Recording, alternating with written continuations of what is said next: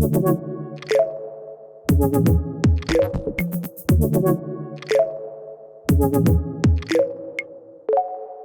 everyone, welcome back to our series From Idea to Abundance Founders Defining the Innovation Bull Market. Now, if you've ever wondered what it's like to live thousands of kilometers from the nearest hospital or how remote communities access life saving medical supplies when distance is the biggest barrier, today's conversation will open your eyes. So, I'm joined today by Liesl Haris, the co founder and CEO of Gap Drones, a company that's building Atlas, an unmanned aerial vehicle that's designed specifically to connect remote and First Nation communities to essential goods, healthcare, and economic opportunities. Liesl, welcome to our conversation today. Thank you very much, Rhythm. Nice to be here. Amazing. So, Liesl, Gap Drone's mission is very personal, connecting Australia's most remote and disconnected communities. So, what was the moment or experience that made you realize that, this is a problem that needs solving? And why did you feel compelled to build Gap Drone?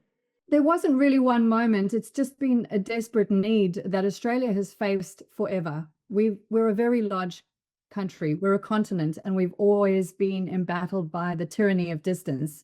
So, connectivity between regional and remote centers, as well as metropolitan hubs, is always the challenge. There's thousands of kilometers between cities and smaller communities. So, we built Gap Drone basically to make geography irrelevant.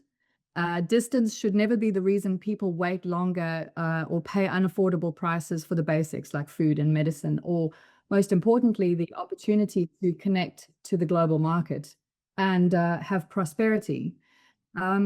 So Gapdrone was built from a simple, uncomfortable truth. Geography still determines who gets access and who gets paths to prosperity. So if you live in a capital city, you've got a supply chain that is basically invisible, but it's everywhere. But if you live 1,200 or 800 kilometers away from these hubs, supply chains decide outcomes. They decide whether you're prosperous or not. They decide whether you have good access to health, food security, and economic participation.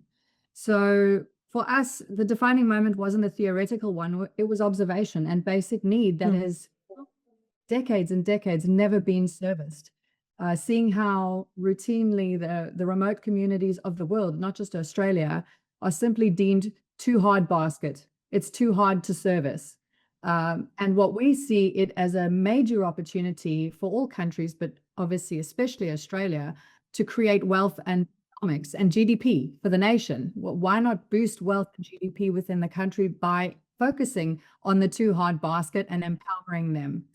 So this problem is not here because solutions don't exist. It's because legacy aviation and legacy logistics models simply were not built to service them. And it's about time that we do. We've got the technology, we've got the willingness, we've got the skill set, we've got the expertise, we've got the economy to focus on this problem. So somebody needs to confront it and somebody needs to handle it. And we've now taken it on. Yeah, absolutely. That's incredibly powerful, Liesl. And it's clear that it's not just about technology for you, it's about people and equity. So for people who have never actually lived in remote areas in Australia, can you paint a picture of what the logistical challenge actually looks like? So what does it mean when a community is thousands of kilometers away from essential medical supplies or basic goods? Like what are the consequences of that distance? Look, what logistical challenges really look like in real terms, logistics to remote communities are slow. They are extremely expensive, but they're also very fragile. So a single missing part in a supply chain, a delayed flight or a washed out road or a significant weather event can shut down the infrastructure completely. It can leave shelves, basic supplies empty for days or weeks or even, for extended periods. And it also disenables businesses to connect with the rest of the country and with the rest of the world. So communities 1,000+ kilometers outside of distribution hubs, ironically, are paying the highest prices for the least reliable service. Now, it's not lost on me that investors looking at this opportunity would say to themselves, well, remote communities, regional communities, that doesn't affect us, or it doesn't affect most people. So where's the scale? Where's the opportunity for an investor in this?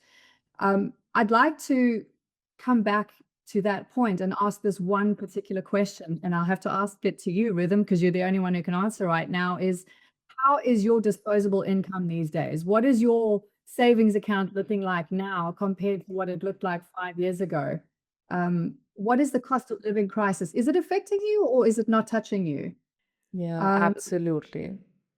that's right. It's touching everybody, even really Yeah. wealthy individuals, right? And have you ever thought Hmm. about how much the cost of goods and services movement is actually affecting your disposable income? So, look, we may be building this for remote and regional communities because they need it the most, but it also doubles down as a perfect landscape to test, to keep the testing very low risk in terms of the population that underlies the flight path of these aircraft. So it allows us to supply the supplies that are most needed. It allows us to prove the concept at a low risk area because there's nobody on ground between these hubs. But it also it's an indicator that everybody is affected by the cost of transport. So yes, we're going to get it right in remote and regional zones, but it's going to bring the cost of logistics down for everybody in the long run because, of course, I always say this is the Uber of aviation. You do this right with air freight, and you can change the logistics landscape forever. It's the final frontier of air freight logistics. We're bringing it more in line with road and rail costs rather than exorbitant air freight. Wow, Liesl, I have to say that was really powerful. Like the points that you have raised definitely resonate with me, and I'm sure with our viewers watching this interview as well. In fact, just this morning, I saw an article about the living crisis in Australia at the moment, and everybody's feeling it right now. So let's dive into the solution that you've come up with. So let's talk about the technology. So you have developed Atlas, an unmanned aerial vehicle that can carry 50 kilograms of cargo over 1,000 kilometers. So in simple terms, can you explain how does this actually work? Like you can walk us through a real world scenario and explain it to our audience. Certainly. Well, look, let's take an outback remote community in Australia, which is in the northern part of Australia. Catherine to say Alice Springs. This is over 1,000 kilometers of terrain where traditional logistics is, as I mentioned before, slow, costly, and very much weather dependent. And it's not there's not good infrastructure supplying these communities. So what Hmm. Atlas will do as an aircraft, it'll launch from a basic regional airstrip. And in saying that, we don't even need an airport. We don't even need an official airstrip. We can take off from a dirt road. We can take off from a paddock. So we don't need existing infrastructure. We don't need runway extensions. There's no specialist ground crew that's needed. So we can Hmm. provide jobs to communities that doesn't require a significant amount of training. It Hmm. carries a meaningful payload, as you mentioned, and flies beyond visual line of sight. I think the biggest value proposition of Gap Drone is that we've designed this airplane to fly within the current allowable regulatory realms. So we don't have to wait 5 or 10 years for type certification and for the regulators to figure out what they're doing because we've built it within the regulatory realms that are already approved. So look, Atlas will take freight where it's needed, not where infrastructure happens to exist. We bring the Hmm. infrastructure. Wow, amazing. That's truly very impressive. And the fact that, you can do Catherine to Alice Springs without refueling is a game Mm. changer. And that gives us that confidence that, this is not just a concept, but it is a caliber of people that you brought together. So, Liesl, you've got an incredibly impressive team. So, including the former chairman of CASA on your board, and you're now targeting logistics providers, defense, and government. So, what validation have you received so far, and how do you see the commercial rollout unfolding? Well, look, thank you. You did mention we're very proud to have the former chairman of CASA as our chairman. He's been a tremendous help and guide, steady hand on the tiller. So we're incredibly fortunate to have him. And of course, we have his endorsement, which maybe as a corollary means we have the endorsement of CASA. But we've had multiple meetings with CASA and they do support us. They were very pleased to see that we are developing within the realms of possibility, not pushing the boundaries. This is not Hmm. something that you can force a regulator into. They have to feel comfortable to follow you.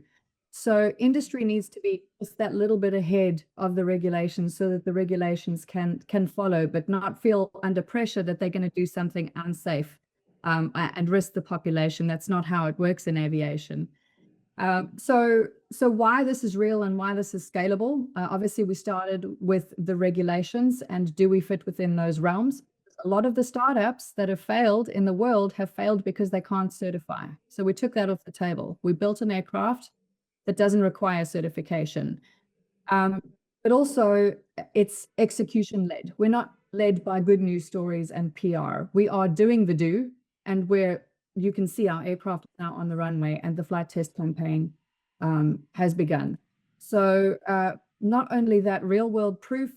Australia Post had such a dire need for this service that they don't back anybody, particularly not high risk startups in deep tech, but they had such a dire need for this air freight, particularly for remote, regional, and indigenous communities, and nobody was delivering. Nobody could show them a viable pathway to flight, and we did. And so they said, if you do this, we're with you. And my co-founder Bennett and I said to them, well, look, this is we're putting a lot on the line here to build this for this country. We need to know we have big backing. We need to know we have the major players' support, and they have been by our side. And we're so fortunate to have the endorsement of Australia Post, and they're eagerly waiting for these first flights, and we just want to blow it out of the water. So there's your early validation in terms of, endorsement by the regulator, endorsement by the tier one, 84% market share, logistics provider, national carrier of Australia. I don't know how else to say. This is the one that's going to make it. Absolutely. Those are very strong validations, Liesl, and that's exactly what investors want to hear. Now, one thing that comes to my mind is the name. So, why the name Atlas? Like, does it hold any significance? Yes, I think that's one of my favorite parts of this company. As I said before, we took a major risk. My co-founder Bennett and I building this company because we know investors don't like to back deep tech. Deep tech is very expensive. But Atlas really, there's a Greek derivation of the word Atlas, which is he who bore the weight of the world on his shoulders, or she. And there's also an acronym to describe our maiden aircraft, the Atlas, which is ATLAS, being Autonomous Transport Logistics Aircraft System. So, bit of a dual name that has quite a significant amount of meaning. Wow, amazing. Very well thought of name, and definitely the correct one for your Yeah. opportunity. Now, Liesl, Gap Drone aligns directly with Closing the Gap and the national strategy for food security in remote First Nations communities. So, beyond the commercial opportunity, what kind of impact do you envision this technology having on Indigenous communities and healthcare access in remote Australia? Well, look, equity, and we're trying to correct this imbalance. As I said, access to prosperity and opportunity, it shouldn't be so imbalanced, not in this day and age, with a global economy like it is and with the technology like it is. So, to us, equity in terms of access doesn't come from slick, politically leveraged statements, where they speak the speak but don't do the do. It comes from infrastructure actually that shows up every time. Closing the gap requires infrastructure. It requires presence, not slogans. So we are very strong on the point of deliver it. Just deliver it. Stop talking about it. Just do it. And what we want to do is ensure that reliable delivery of medical supplies gets to these remote and regional communities as a priority. Why that's a priority and a benefit to us, traditionally, aeromedical freight is very high margin freight. So it allows us to bring that cost of logistics down while still having enough of a buffer to innovate in that space. So we aren't at risk of, not being able to charge sufficiently to get the product there. But of course, when you're talking economies of scale, then you bring the cost all the way down, and the company can still also generate profit uh, once you scale up across the nation. As I said, so faster access to healthcare services, improved food security. I'm not sure if you're aware, but there are Outback stations that pay $15 a packet of Tim Tams, and it's a packet of Tim Tams, a packet of chocolate biscuits, $15, $6 for an apple. So this is unacceptable. We Yeah, really true. we need to rebalance that. Not to mention to create economics and trade. This is a massive country. We should be doing a lot more GDP, and by empowering the disconnected, we see that as a way to do that. Wow, truly wonderful. I have to say your vision is very powerful, and I think that is what is exciting for investors is that you're solving a problem that exists not just in Australia, but like all the remote areas around the world.